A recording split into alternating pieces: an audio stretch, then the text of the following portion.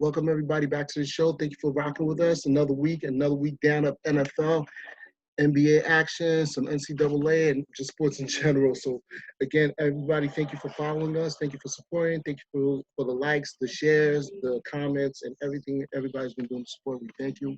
Again, please follow us, please subscribe, and check out our merchandise. Everything will be in the description below. So this week was week 15 of the NFL.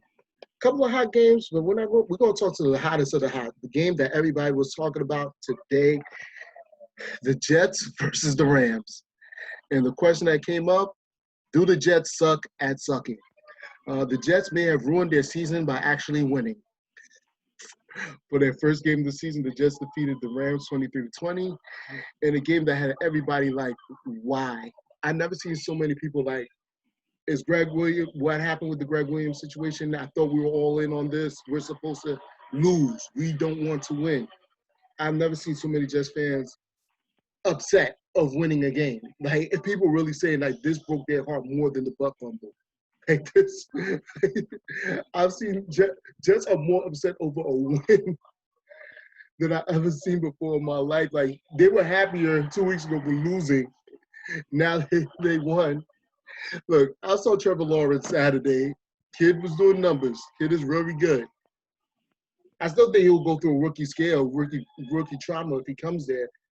But for the Jets, for them to lose this game, and people really upset at them is just mind-boggling to me. They really wanted them to go 0-16 this year. I couldn't believe this. I couldn't believe this. All this for Trevor Lawrence. To me, I would think if I'm Sam Darnold, I would try to win every game I want. Like, they're pretty much selling. I think that's what they want to do, bro. And I don't think that any team, like, all right, management may do everything they can, put the worst coach in position, like trade the best players, do all this stuff to make sure that the team could lose. But as a professional, like you mentioned, Herman was like, you play that for that name on your jersey. So like no professional, like no like adult is actively saying you want to lose. Like that just doesn't feel, especially if you're a professional. So like they're not trying to lose. And then so you look at them play like, they're not like these are professional players who are decent. It's just they're no. A lot of them are not bad. It's just like they're not coached, and some of them that have bad like they just don't want to play anymore. So that they're playing lazy, but they don't actively want to lose.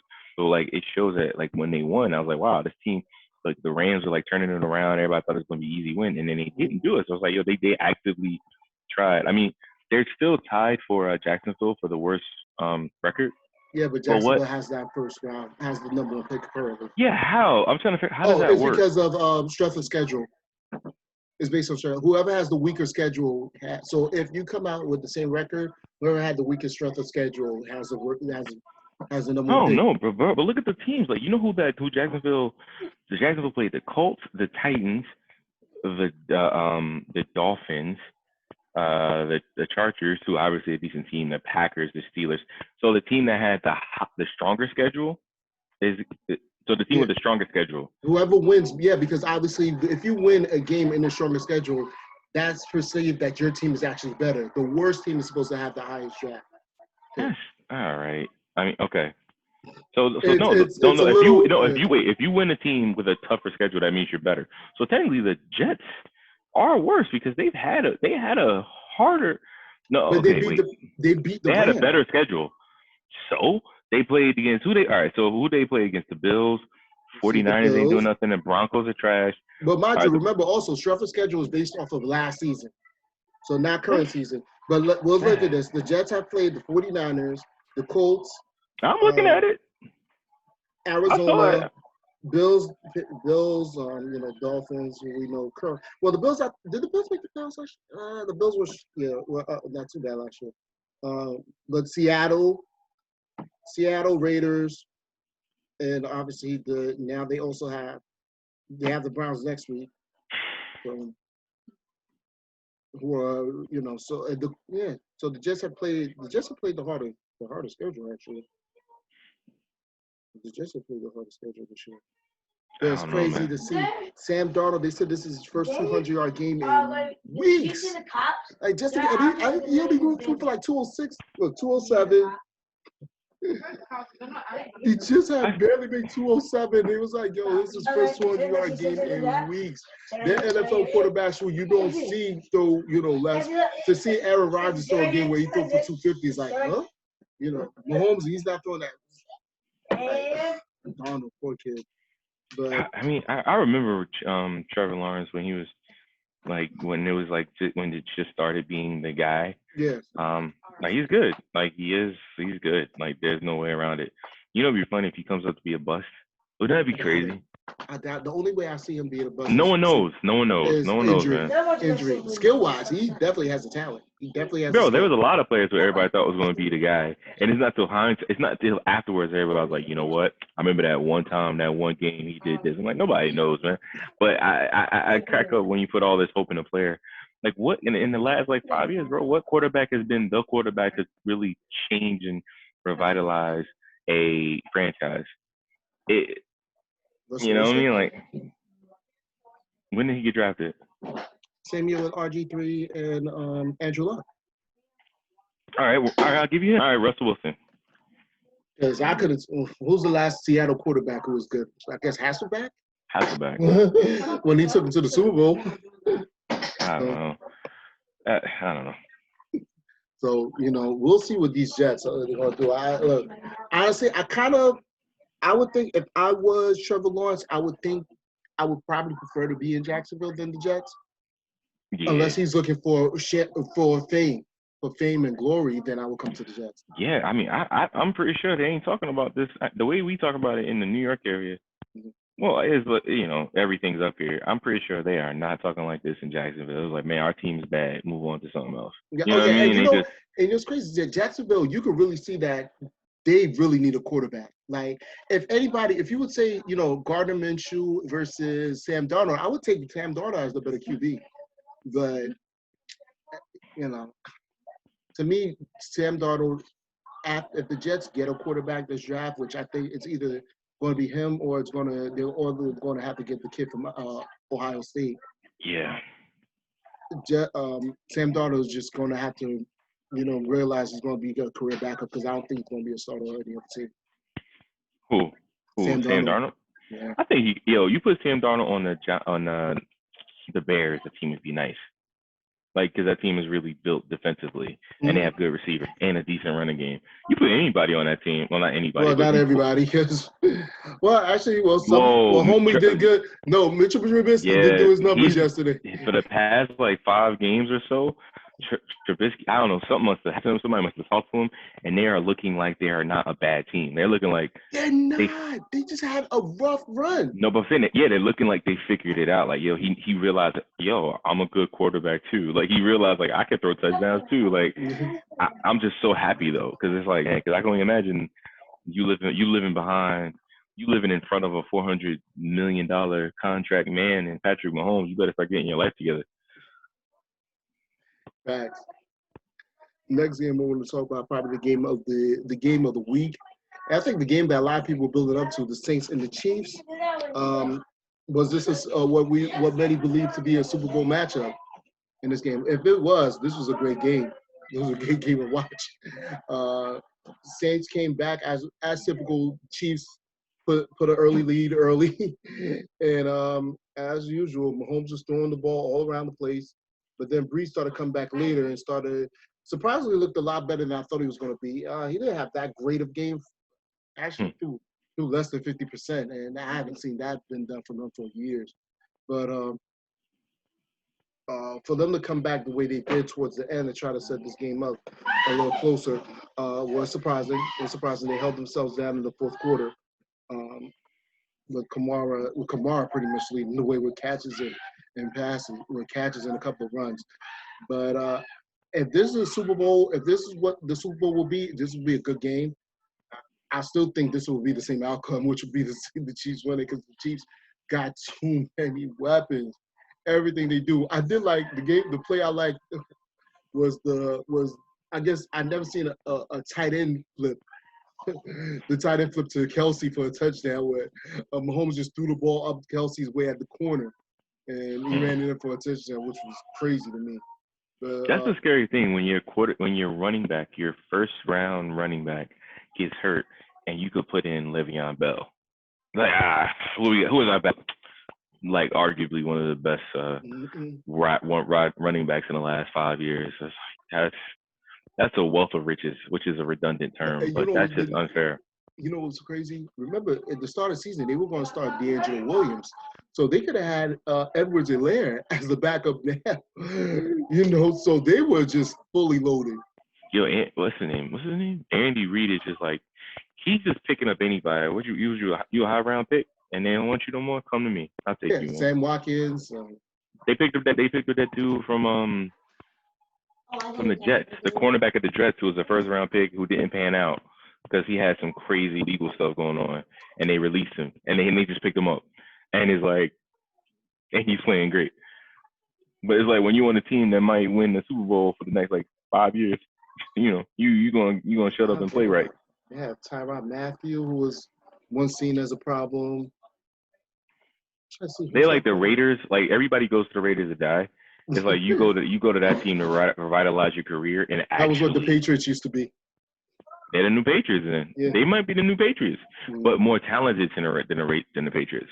But they might be the new. I mean, that's just insane. That team might be the new Patriots.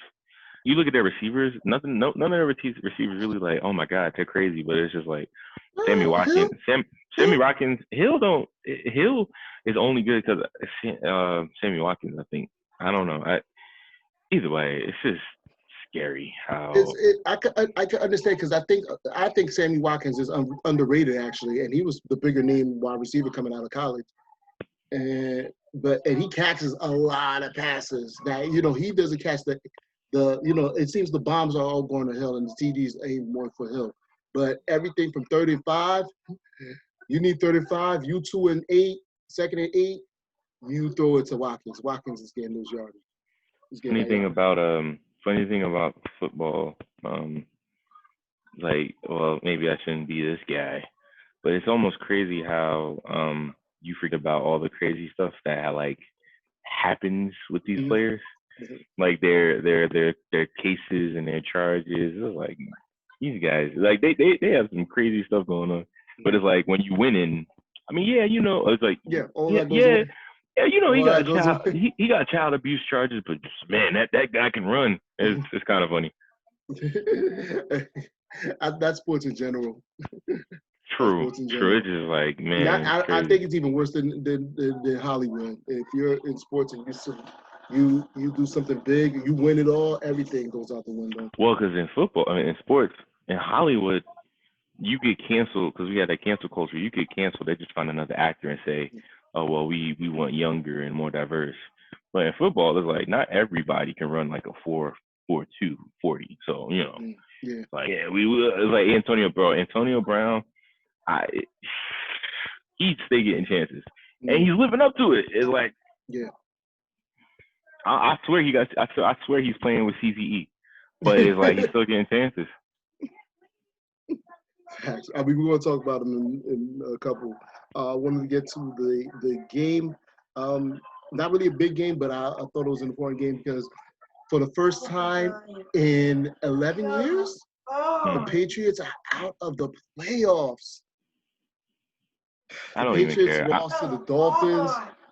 Everybody's mad because the Dolphins, I think a lot of people were happy because it was a AFC team that did it, the Dolphins, and that being obviously Brian Flores' former employer, the Patriots.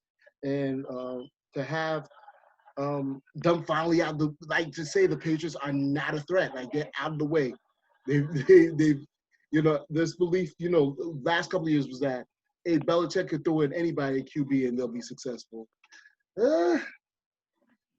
Guess not so much. I feel for Cam or Bill. Yeah, because I mean he took they let him go. I mean, and we all thought they looked dirty. They didn't give anybody a chance to check him out, to really test him out. And now, I mean, but the Patriots gave him a shot, and I don't know if. So here's the funny thing I wonder about the Patriots schemes and systems is like, can anyone other than Tom Brady be effective in their schemes and systems? I mean, I don't know. Like Cam's not somebody who wants to get rid of the ball quickly. He needs people who can play a certain way. he probably wasn't the best fit, and we all thought, "Oh, maybe I can make anybody fit." It's Belichick. Belichick, and I'm like, maybe not. So like he was going to redeem his career, and then he was going to get himself like a $30 million contract. Like, who wants him? I mean, like, he may get like 20. He's still gonna get 20 because that's the going rate. But I mean, he just keep putting people on. Like, he can go Chicago. Chicago could take him. He'll be too good. Chicago. That's like the one team that's like this close and this ready in the division that's wide open, and he can. That's not for I mean, it's the Packers, but he can go Chicago and make them look great. I mean, like he that's the only really team he can go to the Broncos, make the Broncos look real good. Like who needs a quarterback? You know what I'm saying? Like he can go to. That's not looking for a brand new. That's not looking for a young quarterback like after draft. Yeah, he could probably go to the Jaguars. I don't know who the Jaguars running back. No, they can go to the Jaguars. Yeah, but the Jaguars are going. Yeah, they're gonna go. They're going Lawrence or Fields, whoever they run. I think they're going to play their backups. They're going to play their practice squad the next 2 weeks. He can go to the 49ers. No, the 49ers got a QB. They paid him enough to be it. They could trade him. They could trade him. Nobody's taking that contract. It's not that high. I believe he has a 9-figure contract, sir. It's not that. It's not that. Yeah. Wait, 9 figures. You know that? Yeah, he got one. He doesn't have 9. I believe it's a 5-year something ridiculous. 5-year 100. Whatever. I mean, you can. Yeah, he signed a 5-year 137. That's really not that crazy. That's 20. That's not 20. That's less. They can get rid of that. They can get rid of that. You can't trade it for Cam. And maybe I don't know. Maybe I don't know because he's a Belichick. He's a Belichick student. So who knows? He might find his way back. But I know the 49ers desperately want that quarterback back because I really believe they're putting a lot of their downfall base that they don't have to Garoppolo currently. I think they believe them a lot. But we'll see because Nick Mullins is not that terrible. Last but not least, the game I saw that had me laughing. Bucks and Falcons. Falcons are going to Falcon. Matt Ryan was going out of control in the first half. They were up, I believe, 17-0 at halftime and blew it again. Is it Brady? Is it just the Falcons? I don't know. Falcons were just being the Falcons. They had no business losing this game. Oh, another point we forgot about the Patriots. I think what the Patriots were missing is that tight ends. I think without Gronkowski made a big difference on the way that team ran. That team ran their offense. And now you see how it plays out in Tampa Bay, having Gronkowski just as a threat. Even though to me, Evans plays the way that Gronkowski was looked at to me. Go play type big plays, throw it to Evans. But everything else, that second half was embarrassing. I don't know what Atlanta was on in that second half. Their defense. It's their defense. They need help defensively. They need to get. They lost Vic Beasley, who played good for he plays good for 2 years. He plays good enough to get a contract. Whatever. Or they should get a mercenary in Jadeveon Clowney. They just are not great defensively. They need a solid linebacker who can help lead them, or a solid safety. That's just their problem right now. I mean, I'm not surprised by it. I can't think of Atlanta. In my lifetime, I can't think of Atlanta really having a top-notch defense. They've never been a defensive team. They've always been an offensive team. Yeah. All you think about is their offense. They've had maybe a couple offensive people. You know what I mean? That was okay, not bad. But yeah. When I think obviously when most people think of Atlanta defense, they think Deion Sanders. When they had Deion Sanders, and I believe I forgot who was the other quarterback now. They had another good quarterback that time too when they had Deion. Outside of that, I can't think of a year where I was Atlanta got some defensive players and shit. No, they've never. It's never been. That's been their problem. It's never that been second that half was just that second half was just, I couldn't believe the comeback they were just doing on them. Like, it was really Brady really picking them apart. He was really picking them And he apart. knows the team. Like he knew the team. Like he knew how to break them apart because this is essentially it's the same team The from Super the Bowl, Super yeah. Bowl. Yeah. So it's not like this is what we got to do. 'Cause I remember the change in the Super Bowl watching it how they were lighting them up and they realized, all right, cool, we got to run the clock. Like if we give their offense time to score, Mhm. they will score because they're that good offensively. But if we burn through if we like their defense can't stop the run, their defense can't stop short passes. Why don't we just do like, all right, 7 yards, cool, 4 yards, first down, 7 yards, 3 yards. Like that's what you got to do, and that's what they did. It was good to see, like we talked about earlier, Antonio Brown out there putting in numbers. Caught that TD. Let's see his numbers. 5 catches for 93 yards and a touchdown.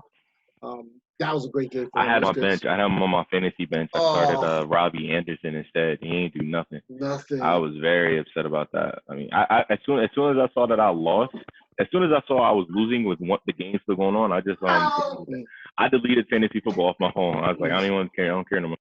Mm-hmm. Speaking of, yeah, and he had the game winning touchdown actually. Now I think I remember. So it was a great game for Antonio Brown because this is, I think, this is the game that that Tampa Bay invested in him for. So we'll see. See that kids. If you can catch a football, run really fast, or jump really high, you can get away with a lot of things. Evil man. Evil man. So we're going to jump through. I'm going to skip right to NBA because I think this is about to start the NBA season. Before we get to what we ready for the NBA season, I want to talk about James Harden trade talks right now. So the big talk is that Miami said they're not interested, and Denver is throwing in a package that is extremely surprising because I don't even see why Denver would do this. So the word is Jamal Murray and Bobo and a future first round pick for Harden. Matter of fact, no, they said a plethora of picks. They said a plethora of picks for James Harden. I don't see it. I don't see. From what I saw, I think everybody's not for not Jamal Moore. I think first of all, I don't see. Yes, James Harden can play point guard. We all know that. Murray's a lot younger.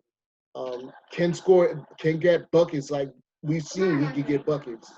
So if you need a scorer, we know he's a future All-Star in the making. And the youth, like to me, this is a gamble on, do you win now and then go through multiple years of losing if you do this for Denver?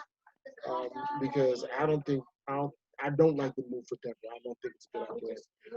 This is a better package than what the Nets are offering, and the Heat just said no after the Houston was not trying to take out Tyler Hero out of trade talks. They wanted Tyler Hero at all costs. And Miami saw that. They was like, listen, you're not. We can't. He's too valuable for the future. He's our future. Who, Tyler Hero? Yeah. Yeah, I mean, you really should. It's dangerous for a team to mortgage their future for a player that doesn't want to be there, because you ruin that team's what's that word? You ruin the team's cohesion, right? And the team is affected. Like as much as I don't know how bad Kyrie is, but like that team wasn't great with him, and he didn't want to be there. So when but back in the day, we didn't know when the player got traded. We didn't know about it. It was just quiet. The player got it was a surprise. Like players didn't talk about their destinations publicly. Like when Sean Kemp got traded to the Cleveland Cavaliers, to us it was a surprise. But they gave him 3 choices. They gave him Detroit, they gave him Cleveland, and they gave him the Lakers, and he chose Cleveland. And so like with that being said, and he had one of his best years in Cleveland. Like his best statistical year was that first year in Cleveland. Yeah.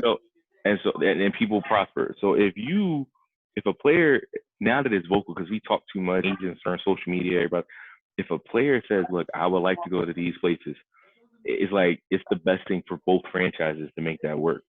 The problem is the team that know he wants to come here gets greedy and say, oh well, he wants to come to us, give us everything. It's like y'all better not do that. It's just like just make it work, make it fiscally reasonable so that both teams can prosper. Because if a player wants to go there and be happy, he will go there. He will be happy. The team will be happy. The team that left will be happy. They will get all the picks. They will feel valued because they realize like, oh, you want us? That's great. But if you be like, look, no, we're gonna take the best thing for us. We're gonna send you to to we're gonna send you to the Nuggets. And the Nuggets are 2 seconds away from like one bad player, and that team will just like implode. I could look like that team. They're too young.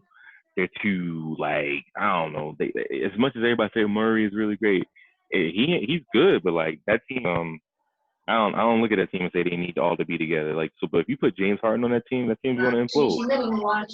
They're gonna implode.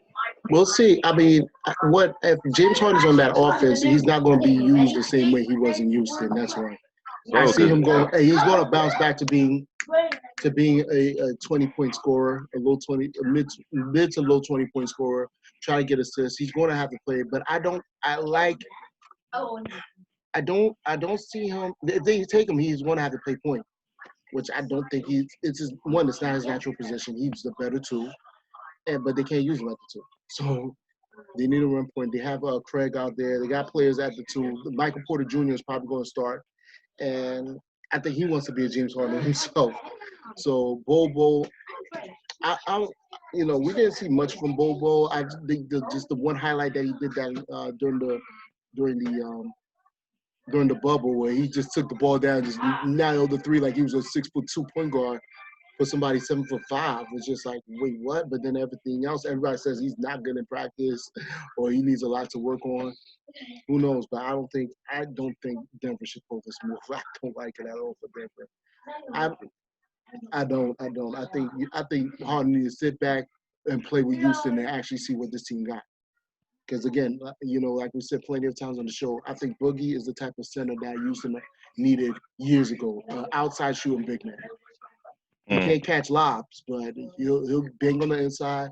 He'll catch a dunk. He'll catch a dunk for you, but he can still shoot. He'll shoot the threes, which is what Houston wants. So we'll see if they pull this off. Then Houston takes a step back, and Detroit. I just don't. I don't like teams that traded within the conference together. To me, that doesn't make sense. I would think if you want to get rid of your best player, you want to get rid of them to the other conference. I would slip them to the East. I get what you mean. I don't think I'd care. It's like best player, even if we play you. I mean, some players want to stay local. I don't know, like some players want to stay local, so they could do that. I get what you mean though, but like, I'm trying to think. Who was the last team who traded a superstar for a bunch of assets, and it didn't work out? Like it worked out better for the team that got all the assets. In football or basketball? Because I got one in football. I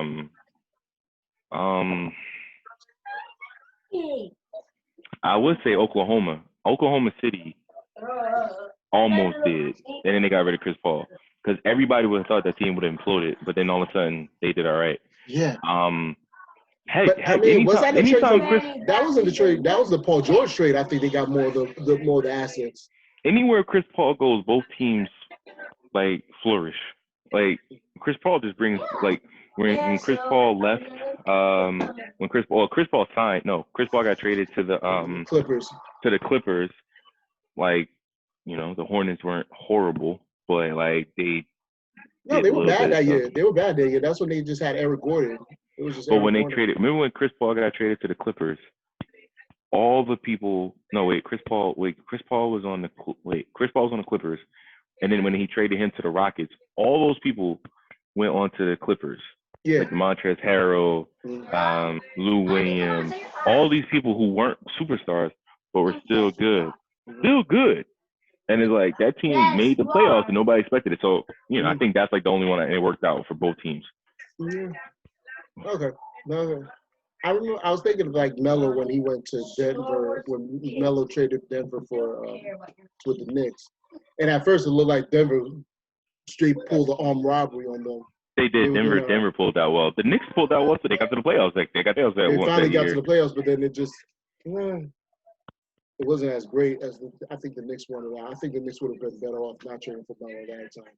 But they had high hopes. They kept trading them. I don't think they. I Okay. I don't understand the Knicks. I really don't understand the Knicks. Like it's not really science, but at the same time too, we do not know the political side of the NBA. Like you got to worry about people's The feelings. You contracts. got to worry not even contracts, people's feelings and emotions and egos. You really got to play into that because the player is like, oh, I don't want to play. I'm worth $20 million. You gotta appease my ego. Because I'll be looking at stuff like contracts. Cause some contracts would be straight up and down.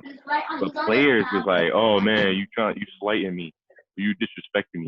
Yeah, like these are just big, hulking, immature dudes. Mm-hmm.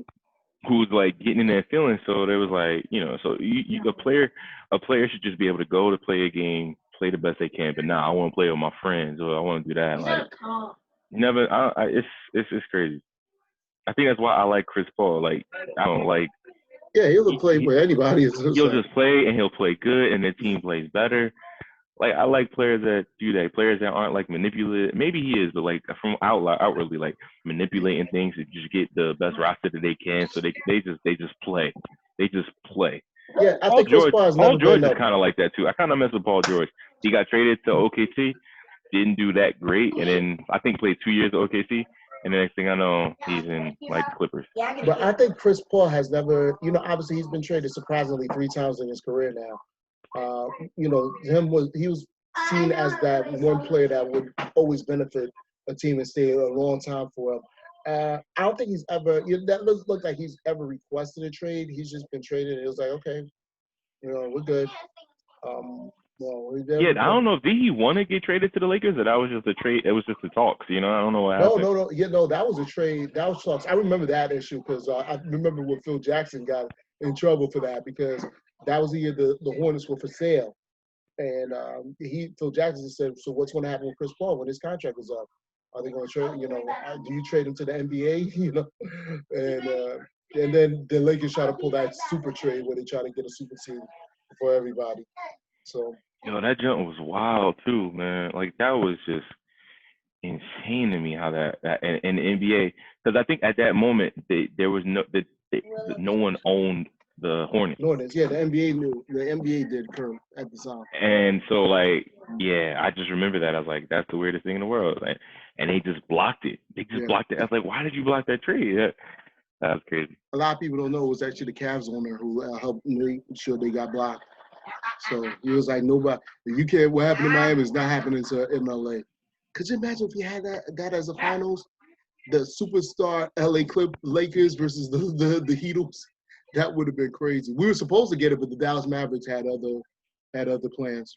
So I remember that trade. I just got married around that trade, and I remember waking up, about to go into work, and seeing that on TV. Like, that's a crazy trade, and it's like they just blocked it. I was like, I couldn't believe that.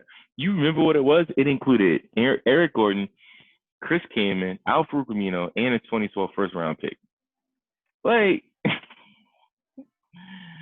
oh man, I mean, at the time, Chris Kaman was actually a good player. So I think they threw in Paul Gasol, and then they tried to do another one, and they were throwing Paul Gasol. There was another one though with Paul Gasol, and and Lamar Odom. Like, it was a lot in that trade. It was a three-way. Here we go. It was a three-way deal. Paul would have been traded to Los Angeles, and then Pau Gasol would have gone to Houston. Lamar Odom, Kevin Martin, Luis Scola, Goran Dragic, and a first-round pick would have gone to New Orleans. Bro, that's New Orleans probably would have been all right, actually, now I think about it. That'd have been a Lamar Odom. Was still young, he would have started. Luis Scola, and Goran Kevin Dragic. Martin was a 20-point scorer at the time. That wouldn't have been a bad, that's so sad they blocked that. Yeah, New Orleans would have been more of the threat team, actually. Now, I don't know, now after everything that I've learned, I don't know how much is true behind it, but Lamar Odom said that was the trade that sent him down on spiral. Like, once he heard, like, oh, you traded me, he just went on a spiral, feeling bad for himself, and started, like, drugs and everything, and his career went downhill after that. I'm like, You was probably doing drugs before that, but Well, he was. yeah. Trying to use that as an excuse. Trying to use that as an excuse. So I wanted to talk about the games coming up tomorrow. Close out before we close out the show. So the game NBA starts tomorrow. We got the two hottest games. I think people really wanted to see, and the NBA is making sure we get it. The Lakers and Clippers, and the Warriors and Nets. So we get to see Kevin Durant versus the Warriors in the former squad. I think this game is in Brooklyn, and the Clippers and the Lakers game that obviously is must see TV. LA versus must see TV. It's must see TV now. So what do you think? How you looking with this Warriors Nets matchup? I can't wait to see I this. don't think it's the same Warriors. This Warriors makeup. Without Clay. Kevin. No, but Kevin. No, what's his name? Light skin. What's his name? Nah. Well, that whole team light skin. Except for No. Oh my God. This isn't the same Steph Curry. So this is the confident. No. This is no. So I'm saying, this is the confident. Like, I'm the man. Steph Curry could pull me where Steph Curry. Mm-hmm. But I say that to say that this Warriors team reminds me like when the Warriors team weren't that great, but they still were. They were like good with good players. They weren't good individually. So you got Steph Curry, Kelly Oubre, and Kelly Oubre plays almost the same as Andrew Wiggins. So that's going to be really to see. So it's like that team is, but they got that guy, James Wiseman, which is going to be really interesting to see how he plays. Yeah, I don't know, man. I mean, I got a feeling they're going to try to put him on Kevin Durant. So that's it. I mean, the number one pick. Can you imagine that? They got the number 2 pick, rather. Anyway, when Clay come back, that's gonna be a scary team. And they still got Draymond. That team, because you remember when they won. The only difference with that team right now is Klay Thompson. And between Clay, Kelly Oubre and Wiggins are gonna get like 25, like gonna be like 30 points together. That's Clay. That team might not be bad because you remember like. Because who was the center? I don't even remember who the center was when they was winning before, like Kevin Durant, like Kevin Looney. No. Damon Jones. No, Andrew Bogut. Yeah, he ain't doing that. But then you got who was there 2? Like I don't remember. Like no, who was there 3?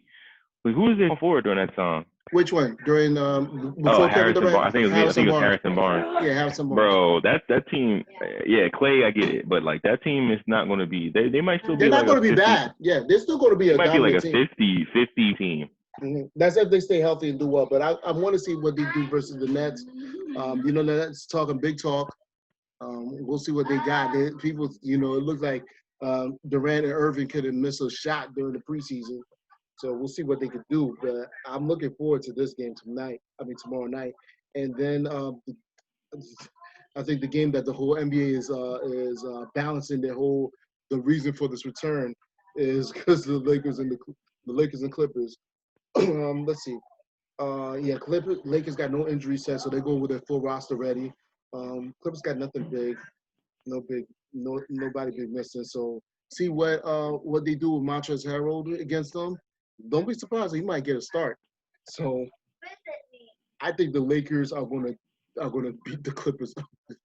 I think people try to hype up the Clippers, talk about now the Clippers are gonna run the triangle offense, as if the triangle offense is something special anymore. We've all seen that.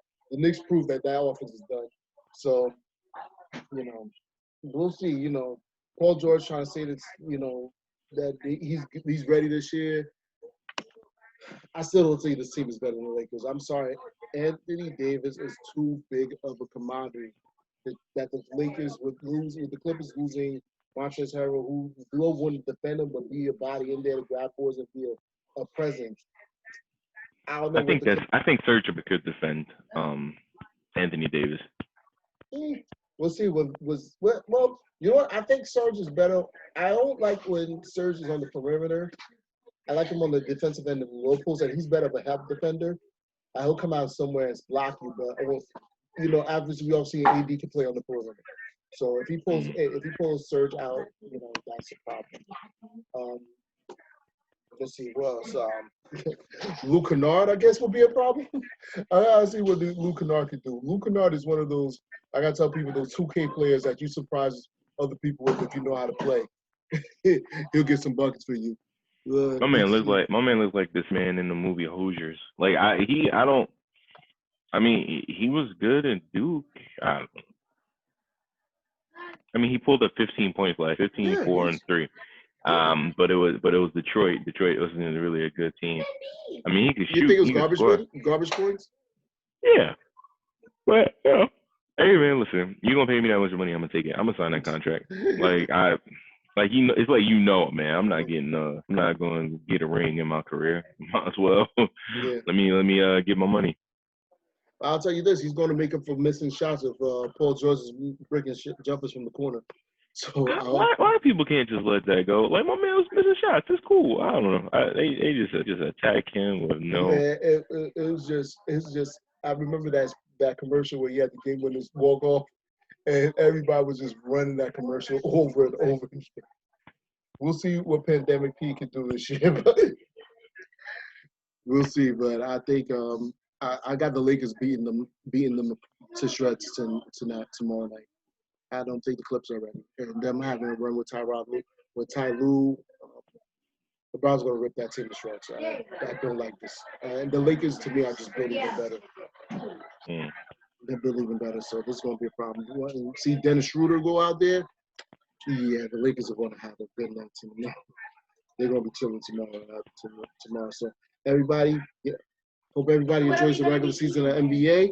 I'm glad we finally get it back. I know it's going to be different. So, yeah, it's no longer a bubble. Teams will be traveling, but no fans will be in the arenas.